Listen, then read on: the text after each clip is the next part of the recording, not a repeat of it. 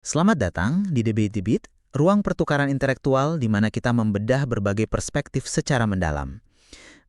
Untuk hari ini, coba bayangkan Anda memiliki sebuah kereta api peluru berteknologi tinggi.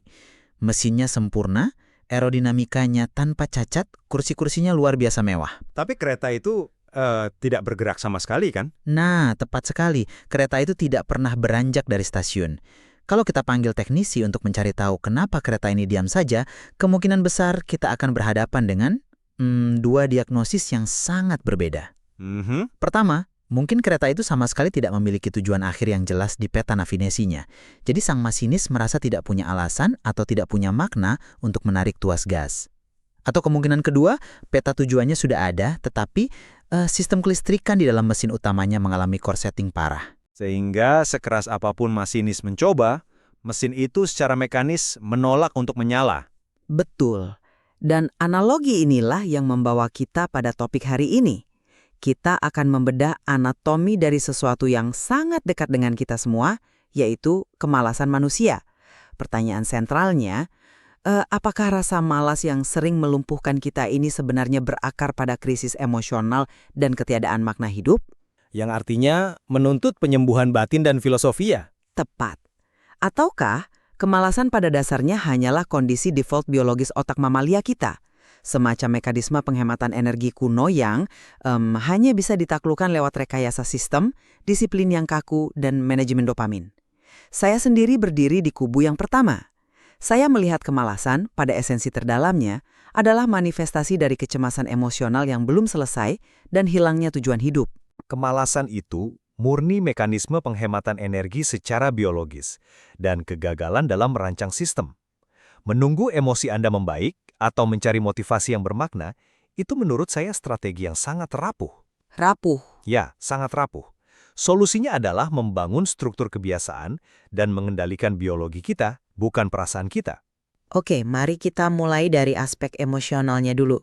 Kalau kita membaca literatur psikologi modern, salah satu yang paling menarik adalah analisis Choi Myung-gi dalam karyanya Anti Malas dan Suka Menunda. Dia secara tegas membongkar mitos bahwa kemalasan itu sekedar keengganan untuk repot.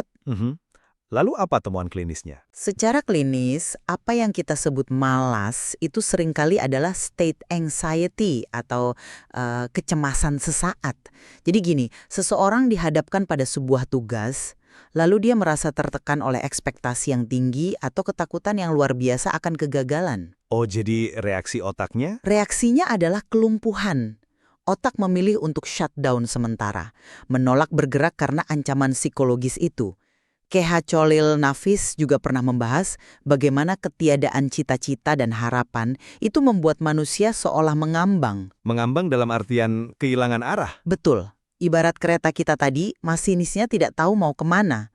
Ketika jiwa kita terluka, cemas, atau kosong tanpa arah, produktivitas itu mustahil ditarik keluar secara paksa. Kemalasan adalah sinyal alarm dari jiwa yang sedang tidak baik-baik saja. Itu narasi yang sangat humanis ya, dan terdengar sangat menenangkan.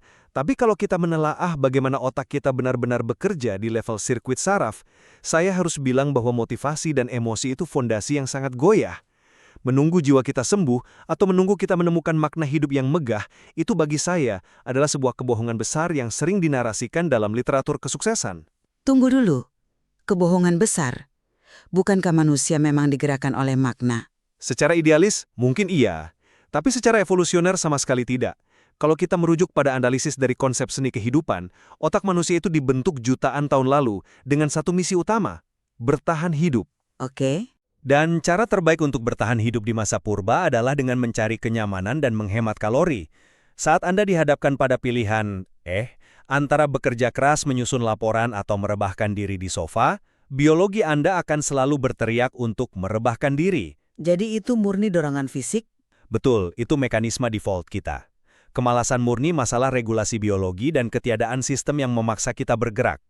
Seperti yang dikemukakan dalam kerangka Atomic Habits, tindakan konsisten itu lahir dari struktur lingkungan, bukan dari suasana hati. Anda mengurangi gesekan untuk memulai, Anda menciptakan otomatisasi. Disiplin lahir dari lingkungan fisik yang terstruktur. Saya mengerti mengapa pendekatan sistemik ini sangat populer. Ia menawarkan ilusi kendali. Kalau kita bisa mengatur meja kerja kita pasti bisa bekerja. Tapi disinilah saya melihat celah besar dalam argumen Anda. Bukankah sistem mekanis sehebat apapun pada akhirnya akan runtuh kalau tidak ada visi atau mimpi besar yang menggerakkannya? Runtuh bagaimana maksudnya? Gini, disiplin itu menuntut bahan bakar kan? Dan bahan bakar kognitif manusia adalah emosi. Coba kita ambil contoh fenomena sosiologis dari kisah Laskar Pelangi. Laskar Pelangi. Oke, silakan. Kita melihat anak-anak di daerah marginal hidup dalam keterbatasan luar biasa, menghadapi kemalasan struktural dan kelelahan fisik. Secara biologis, mereka punya setiap alasan untuk menyerah dan menghemat energi, kan? Secara kalori mereka defisit. Dis itu bukan sistem time blocking, melainkan seorang figur yang menanamkan visi besar, kayak mimpi untuk bisa bersekolah sampai ke Paris. Mimpi itulah yang membajak sistem penghematan energi otak mereka.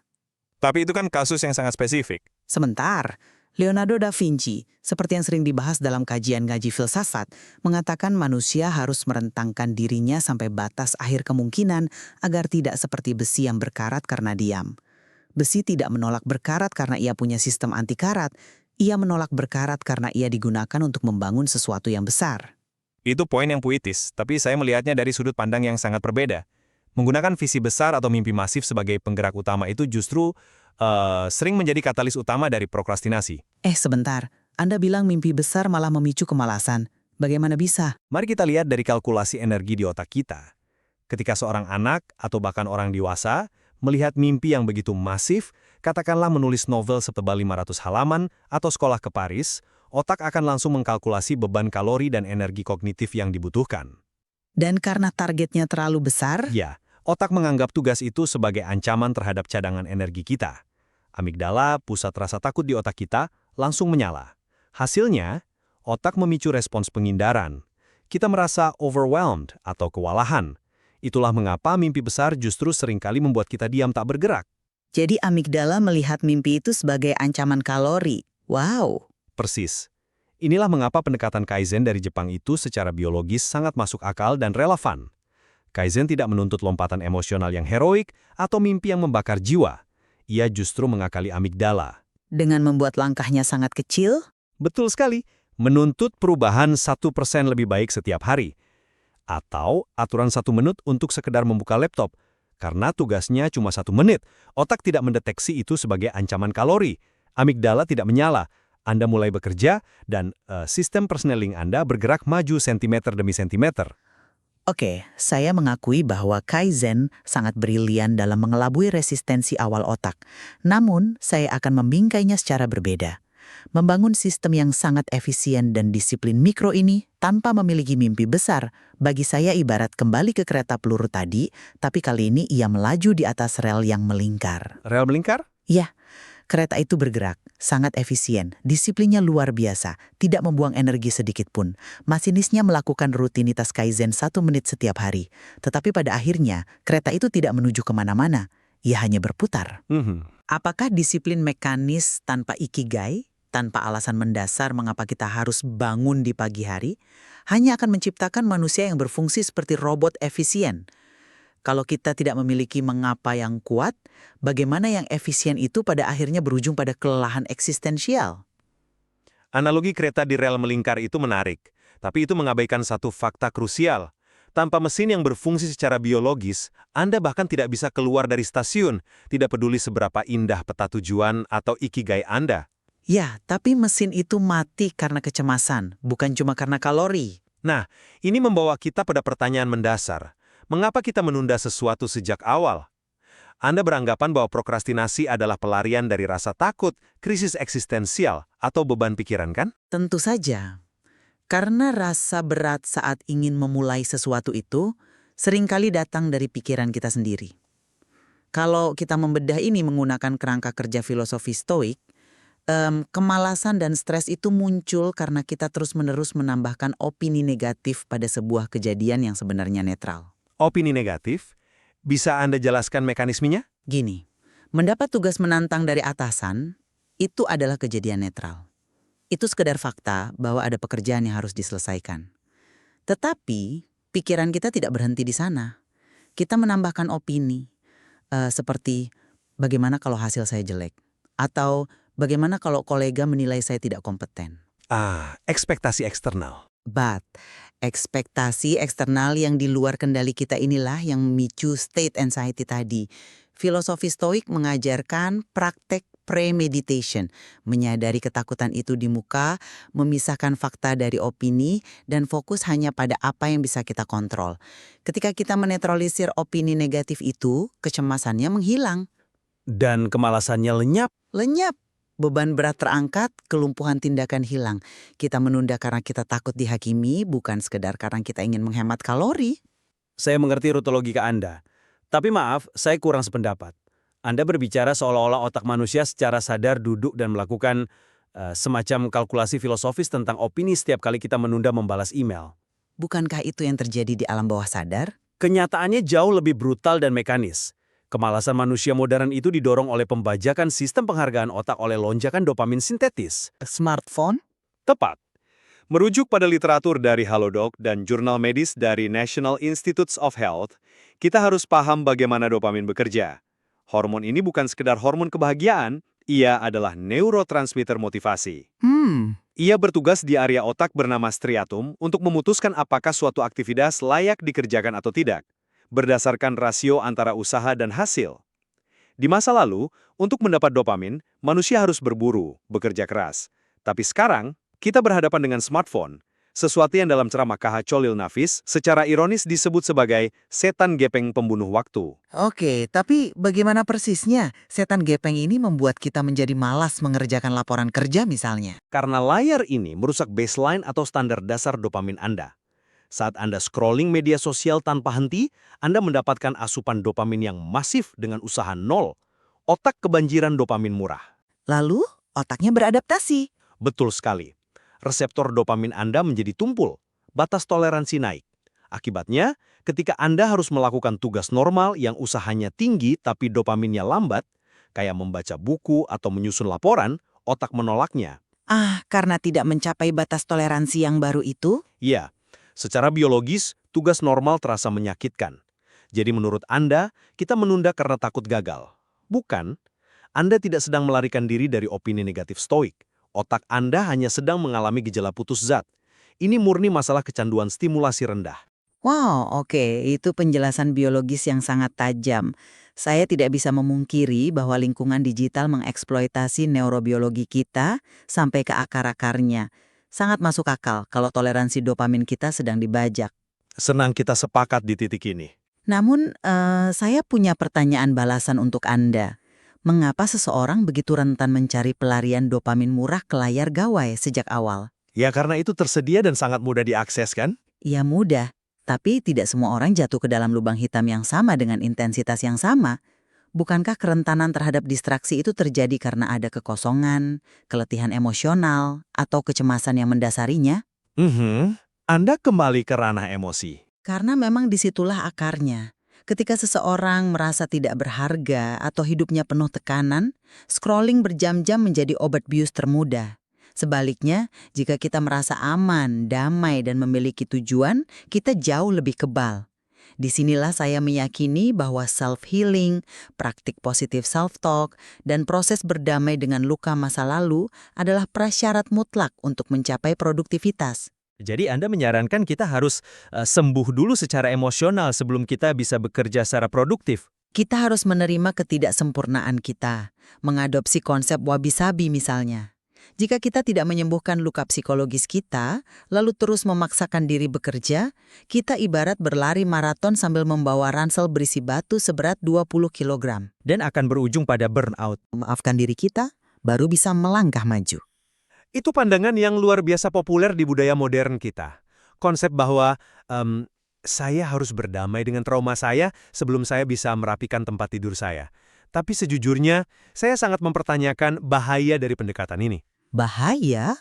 Bagaimana mungkin proses menyembuhkan diri sendiri dianggap berbahaya? Karena berfokus secara obsesif pada emosi dan self-healing seringkali bermutasi menjadi alasan baru yang sangat canggih untuk membenarkan kemalasan. Alasan baru? Ya, itu menjadi alibi intelektual. Kayak, saya belum bisa menyelesaikan tesis saya karena saya sedang dalam fase penyembuhan. Ini jebakan psikologis yang fatal. Solusi sebenarnya bukan terus memanjakan emosi kita dan menunggu ransel batu itu hilang. Solusinya adalah membangun intervensi struktural yang keras, terlepas dari apa yang sedang dirasakan oleh perasaan kita. Intervensi keras seperti apa maksud Anda? Disinilah konsep deep work dari Cal Newport masuk sebagai antitesis dari pendekatan self-healing Anda. Deep work tidak peduli dengan kondisi trauma Anda. Ia peduli dengan bagaimana Anda mengatur lingkungan Anda. Oke, mekanismenya bagaimana? Anda menata jadwal dengan metode time blocking. Pada pukul 8-10 pagi, Anda mengisolasi diri secara total, memutus akses ke shallow work seperti media sosial atau email. Lalu di sore hari, Anda punya shutdown ritual, rutinitas kaku untuk secara sadar mematikan mode kerja. Tapi bukankah itu membuat manusia hidup seperti algoritma komputer? Alih-alih menyembuhkan masinis yang terluka, Anda memaksa masinis itu menarik tuas mesin apapun yang terjadi. Itu membuat manusia bisa menghasilkan karya di tengah kekacauan internal mereka. Produktivitas diukur dari rekam jejak output nyata di dunia, bukan dari seberapa damai jiwa seseorang. Disiplin struktural dari deep work memaksa kognisi Anda masuk ke dalam fokus terdalam. Sekalipun kita sedang cemas. Sekalipun Anda cemas, sedih, atau tidak termotivasi, karena sistemnya menuntut Anda bekerja pada jam tersebut tanpa ada opsi lain. Lingkungan Anda mengambil alih kemudi ketika emosi Anda sedang mogok. Hebat. Tapi bagaimana rutinitas mekanis yang sangat kaku ini bisa bertahan dalam hitungan tahun jika sang pelaku sama sekali tidak melihat relevansi dari apa yang ia kerjakan? Karena kompetensi akan terbangun seiring berjalannya waktu. Tapi Cal Newport yang Anda kutip tadi, dia adalah ilmuwan komputer dan profesor. Dia hampir pasti menemukan kepuasan intelektual dalam risetnya. Itulah yang membuatnya bertahan berjam-jam. Jika kita hanya menata jadwal, mematikan notifikasi, tapi di dalam hati kita membenci pekerjaan tersebut, disiplin deep work itu akan terasa persis seperti penjara dengan keamanan maksimum. Saya paham arah argumen Anda. Anda merasa bahwa tanpa makna di awal, sistem ini akan menyiksa. Betul. Kalau kita mempraktekkan premeditation stoik, lalu menyelaraskan tindakan dengan ikigai kita, blok waktu yang kaku itu tidak lagi terasa seperti hukuman, ia akan terasa seperti ibadah. Itu argumen yang tangguh. Tapi coba pikirkan ini. Pernahkah Anda mempertimbangkan bahwa makna itu sendiri seringkali lahir setelah tindakan dilakukan, bukan sebelumnya? Tunggu. Makna datang setelah tindakan, memutarbalikkan kausalitas. Persis. Ini dibahas luas dalam psikologi keperilakuan. Kita punya ilusi bahwa kita harus merasa termotivasi dulu, baru bertindak. Padahal, bertindak terlebih dahulu justru menghasilkan perubahan perasaan. Lewat rilis dopamin tadi. Betul sekali. Ketika Anda memaksakan diri menggunakan time blocking atau aturan 1 menit Kaizen saat sedang malas, Anda menyelesaikan tugas-tugas kecil. Striatum Anda merilis dopamin dari pencapaian tersebut. Kompetensi perlahan terbentuk. Dan dari kompetensi itulah lahir passion dan makna. Jadi, tidak perlu menunggu inspirasi. Menunggu ikigai turun dari langit sebelum Anda mulai menyusun jadwal adalah resep menuju kelumpuhan permanen. Biologi memimpin, emosi mengikuti. Struktur menciptakan momentum, dan hasil nyata itulah yang pada akhirnya mengobati kekosongan eksistensial Anda. Anda tidak perlu sembuh untuk bekerja dengan fokus itulah yang perlahan menyembuhkan Anda. Ini sungguh pertukaran yang sangat mencerahkan. Kita benar-benar melihat dua arah panah kausalitas yang berlawanan. Saya berpendapat bahwa kejernihan pikiran dan visi yang terkalibrasi akan memicu tindakan secara natural. Sementara Anda berargumen bahwa tindakan mekanis dan isolasi dari distraksi justru yang akan memberikan makna. Betul, dua paradigma yang berbeda. Mari kita tarik perbincangan ini ke arah konklusi. Kalau boleh saya simpulkan, saya akan tetap mempertahankan posisi bahwa produktivitas sejati membutuhkan fondasi makna yang kuat. Kita tidak bisa mereduksi anatomi kemalasan hanya pada fluktuasi neurotransmitter. Kemalasan seringkali adalah pesan dari kedalaman psikis kita yang meminta untuk didengarkan. Memahami emosi kita, mengelola opini negatif dengan kacamata stoik, dan memiliki ikigai, itulah yang memastikan kita tidak sekedar berlari di atas treadmill tanpa arah. Penyembuhan internal adalah proses membersihkan fondasi sebelum membangun gedung pencapaian. Dan saya akan merangkum posisi saya dengan satu penegasan, yaitu kehati-hatian. Pemahaman yang terlalu berfokus pada emosi dan resolusi trauma sangat sering bermutasi menjadi rantai baru yang menahan kita melangkah. Kebebasan sejati dari kemalasan diraih saat kita menerima kelemahan biologis otak kita. Bahwa kita rentan terhadap manipulasi dopamin. Tepat. Solusi nyata adalah merekayasa lingkungan Anda, mengelola dopamin, menolak distraksi melalui deep work, dan merangkai kebiasaan mikro melalui Kaizen. Bertindaklah terlebih dahulu secara sistematis, dan biarkan emosi serta passion mengejar di belakang. Namun, di balik perbedaan tajam tentang apakah kemalasan itu masalah jiwa atau masalah mesin, saya rasa kita mencapai satu titik konvergensi yang sangat jelas. Kita berdua sepakat bahwa dunia modern saat ini secara algoritmik memang sengaja dirancang untuk mendistraksi kita. 100% sepakat. Entah Anda menyebut kondisi lumpuh ini sebagai krisis eksistensial atau murni manipulasi dopamin oleh perusahaan teknologi, hasil akhirnya sama nyatanya. Mengatasi kemalasan di abad ke-21 ini menuntut perlawanan aktif yang hampir radikal terhadap lingkungan di sekitar kita. Diam di stasiun tadi, mungkin jawabannya bukanlah memilih salah satu perbaikan saja. Mungkin kita harus merekayasa sistem kelistrikan mesinnya agar dopamin mengalir di jalur yang benar. Namun, di saat yang sama, kita juga harus memastikan masinis tahu persis kemana kereta ini akan melaju. Sintesis dari dua pendekatan. Ya, kompleksitas anatomi perilaku manusia selalu membutuhkan sintesis dari berbagai sudut pandang. Dan ada ruang yang sangat luas di dalam materi ini untuk Anda eksplorasi lebih jauh. Identifikasi apa sebenarnya yang menahan tuas gas Anda selama ini, dan putuskan sendiri langkah pertama apa yang akan Anda ambil hari ini. Terima kasih telah bergabung, dan sampai jumpa di ruang pertukaran intelektual berikutnya.